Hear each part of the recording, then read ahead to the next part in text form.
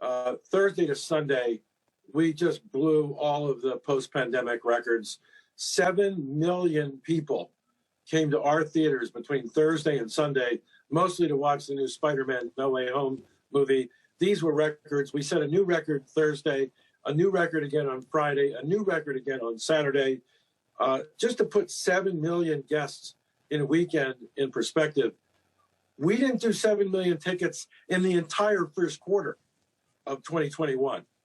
And that tells me that movie going at cinemas is back.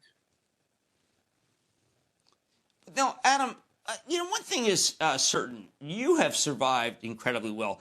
Can you tell me what your competitors are doing right here? Well, look, my job's not to run my competitors. It's to run AMC. And what we did, starting in April of 2020, when the pandemic forced us to close all 1,000 of our theaters worldwide in a week, and we lost 99.9% of our revenues in a week, we started raising money. And between equity that we raised and debt that we raised and concessions that we got from our lenders and our landlords and even our employees sacrificed, I furloughed myself back in 2020. AMC raised more than $5 billion. And it was the raising of that cash that put us in a position to weather this horrible pandemic. We did end the second quarter of this year with $2 billion of cash. That's the biggest war chest that AMC's ever had in our 101-year history. Now, I don't want to leave some of our more critical viewers hanging. It is true that you and your family have sold a great deal of stock at higher levels. But also, I think that you made that very clear that you would do that. Can you just go over what you did and what else you have? Sure, I'm happy to, because I think I've been more transparent with the market on this subject than just about any human being alive. When I haven't sold an AMC share in the 6 years that I've run the company, even though it's more than 60% of my annual compensation. I did say back in August, when I didn't have to legally, that I was approaching my 67th birthday. I hate to admit it, but it's true. In September, and prudent estate planning means I need to diversify my assets a little bit. But I gave the market months and months of notice. I told people I was going to be selling some stock at the end of the year. I put it in a 10b5-1 plan, which means that all the trading decisions were taken out of my hands. I said I would spread the sales over several months so no one could accuse me of gaming the market. I actually sold some shares at prices below where it's trading right now this morning. But look, the important thing is when this is all done, I'm still going to own or have been granted more than 2 million AMC shares. I have an enormous stake in this company's future. I am very committed to lead this company. I'm very committed to its future. And I actually think that future is quite bright.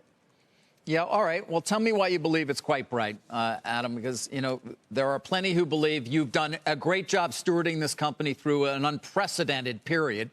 And to your point, have raised sufficient funds to be able to navigate through it. But they still wonder about how profitable this company can ever be, given your debt load, given how many shares additionally you have outstanding at this point as well, on a per share basis, certainly.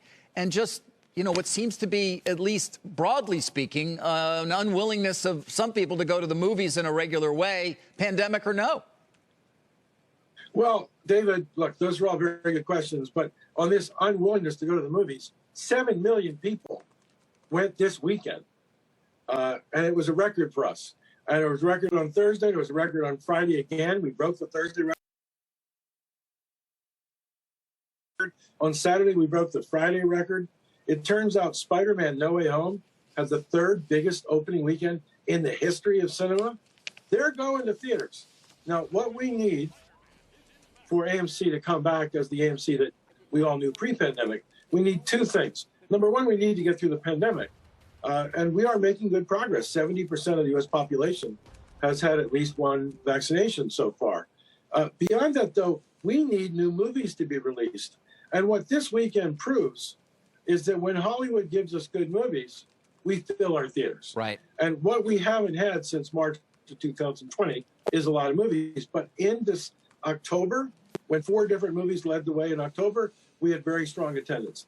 In December, when there are lots of new movies out, we're doing fine. When we look at the movies that are coming in 2022, we think that the industry-wide box office in 2022 will double the industry box office of 2021. Now, look, nobody knows for sure. No one has a perfect crystal ball. But there sure are a lot of big movies coming out. That's one reason why I'm bullish. The second reason why I'm bullish, and here's the mistake that I think a lot of analysts are making. They're just looking at what AMC was as a company pre-pandemic and assuming the best thing that we can do is bring that company back. We're going to do much more of that than that at AMC. We intend to transform our company. We intend to do more than just bring back the old AMC. So we've already announced, for example, dabbling with cryptocurrency. We've already announced our participation with 3 NFTs, which I think will have a distribution of about 700,000 or so NFTs. We've announced we're going into the $6 billion home popcorn market. And those are just some of the ideas that we have.